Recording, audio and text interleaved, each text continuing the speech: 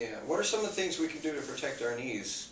As far as, would you suggest running up the hill and walking down the hill, or do you think that there's specific exercises we can do to, or recovery things that we can do to, like when people complain about, oh, I got a pain here, or I got a pain over here, what would we do to help them to say, well, you know, you're not injured, but you have some stress? Yeah, well, you know, it depends on where they're at in it, but, you know, we've already talked about running biomechanics. And yes. I think, you know, without any other issues, that's the #1 thing to start with. I think too many of us dismiss running as something that's completely natural and you just go out and do it.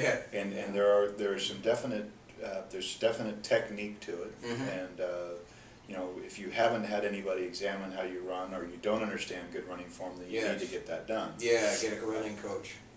Absolutely. And then as far as protecting your knee, even good runners, and particularly as we go, I think what you mentioned about running uphill and walking down, I think there's a lot less stress on your knee going uphill than there is down, and a lot more benefit you can potentially gain strengthening muscles running uphill compared to down. There's a lot more pressure on your knee, particularly the front of your knee, when you're running downhill. So it wouldn't be a bad idea to walk down and recover.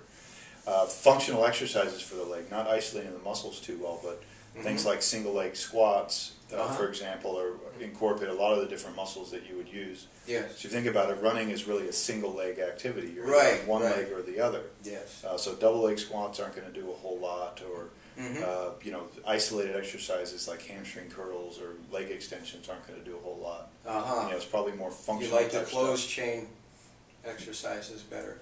What do you think about biofoam rolling and some of those other self-recovery things? Well, yeah, there's certainly, you know, if you can get away without having any soreness at all ever, you probably don't need to do the foam rolling. But, but if there's any kind of inflammation or soreness, you know, particularly along the IT band, on the outside of the leg, or you know, even the front of the knee near the pes anserinus, where people get a lot of pain with their hamstrings attached there.